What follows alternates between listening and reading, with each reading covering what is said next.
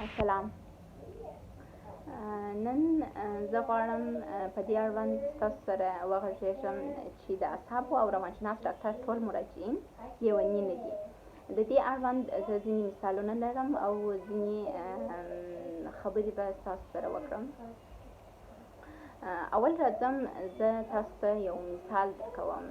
مثلا د زړه ناروغ کله چې یو مریض وایي اخ زړه مې خوږېږي، زړه مې درد لري، د زړه تکلیف لرم، د زړه حمله را باندې راغله، ځي د زړه ډاکټر.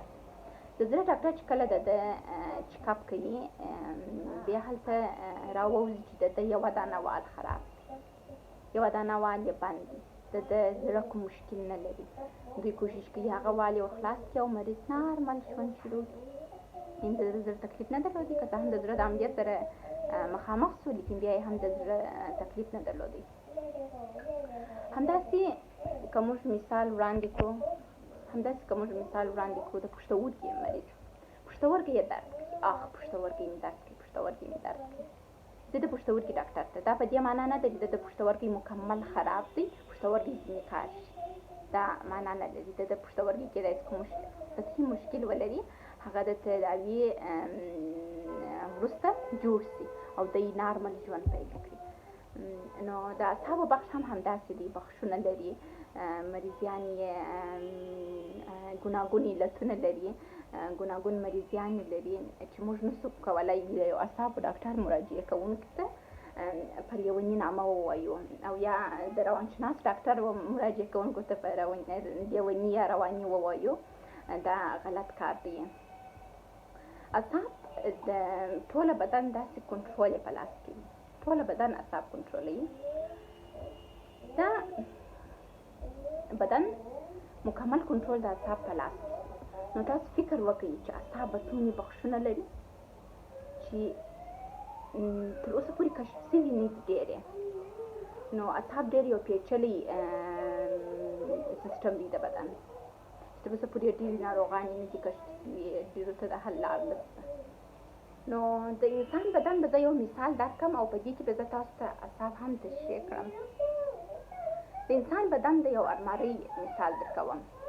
المارۍ خانچې لري، دا خانچې خالي دي د انسان د بدن ده.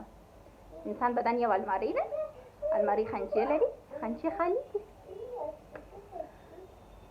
خانچې ځینې وخت یوه خانچه ډکه شي، کله چې دا ډکه شول موږ په ډیسیبلیټي منټل ډیسیبلیټي اخته کېږو، ناتواني راته پیدا کېږي. مثلا خپل مشکلات نسو حل کولی، خپل مشکلات په مقابل کې درېدلی نسو، چې دې ته بیا خلک وایي دا رواني دی، لیونی نه دی، هغه فقط یو ډیسیبلیټي لري، یو ناتواني لري. د هغه المارۍ یوه خانه یې ډکه شوې ده، هغه ضرورت لري چې دغه خانه یې پاکه شي، منظمه شي. همداسې دغه خانه د تاخچې چې لري، دا مثلا یوه خانچه یې ډکه شول، دویمه خانچه یې ډکه شول، درېیمه، څلورمه او یا حتی دا د ټوله المارۍ خانچې ډکې شولې، بیا هم دغه فرد ته موږ د روانشناسۍ له نګاه څخه لیونی نسو ویلی او یا رواني نسو ورته ویلی. دا فقط یو ډیسیبلیټي لري. زه نه پوهېږم ډیسیبلیټي لغت تاسو ته څنګه معنا کړم، لکه ناتواني، یو ناتواني ورته جوړېږي، د اعصابو تکلیف نه دی. دوی کولی شي دا ډیسیبلیټي سره ښه درس ووایي، کار وکړي، خپل ورځني ژوند ته ادامه ورکړي او خپل هر څوک به پېژني، حافظه به یې سمه وي، اعصاب یې جوړ روغ وي. فقط دغه المارۍ چې د ده په بدن کې جوړېږي، د ده بدن د المارۍ چې کوم خانچې لري، دغه خانچې ځینې یې ډکې شوي دي او یا په ځینو کې مرتبانې رامنځته شوي دي. مرتبانه مو لیدلې ده، مرتبانه سر لري، سر یې خلاصېږي.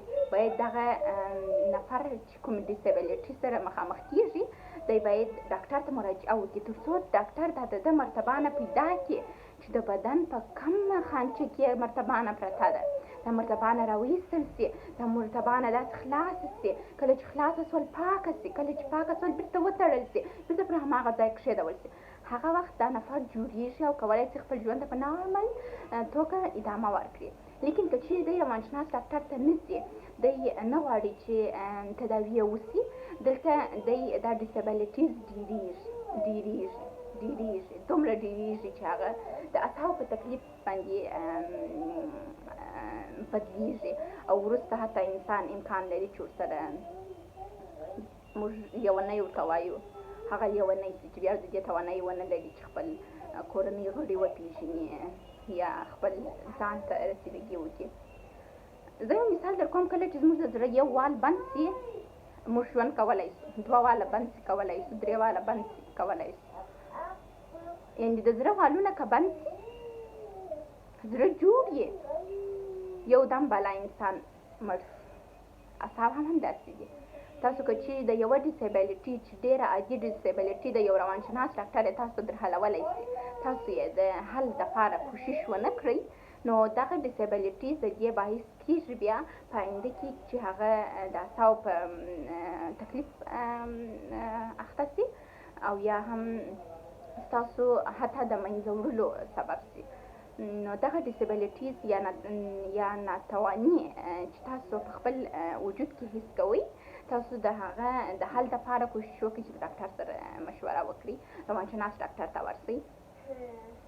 مثلا تاسو نه ځئ، لږ ډیسیبلیټیز لرئ، ناتواني لرئ، د دې نه شئ کولی چې خپل ژوند منیج کړئ. زه نه پوهېږم د منیج لغات سره کم تاسو ترجمه کړم. خپل ژوند منیج کولی نه شئ او یا یې هم منیج کولی شئ، لږ ناتوانیانې لرئ، روحي تکلیفونه درته پیدا کېږي، لیکن تاسو ډاکټر ته د دې ویرې نه ځئ چې زه خلک ونه وایي چې دا لیونی دی. د دې ویرې څخه د ډاکټر نه تګ ډېره لویه اشتباه ده. یعنې روانشناس ته تګ باید زموږ په جامعه کې نوره موږ عادي کړو، عادي واوسېږي.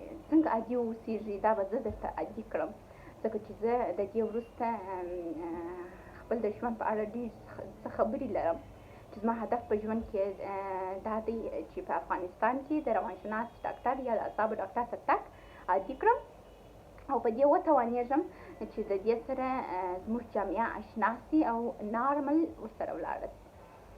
نو دغه مثال چې ما درکړی د المارۍ او د تخچې ده او د پښتورګي او د زړه ده، تاسو په دې اړه فکر وکړئ. دا خبرې تاسو ته که چیرې منطقي شي ما ته کمنټ پرېږدئ، زه ستاسو کمنټو ته بیا جواب درکوم چې څنګه کولی شو یا تاسو ولې د اعصابو ډاکټر ته نه ځئ، ولې روانشناس ډاکټر ته نه ځئ. ما ته یې په کمنټو کې پرېږدئ، زه به ستاسو کمنټونه ټوله ولولم، بیا به زه جوابونه تاسو ته پرېږدم. دا یې شروع وه زما د ویډیو پروګرامو.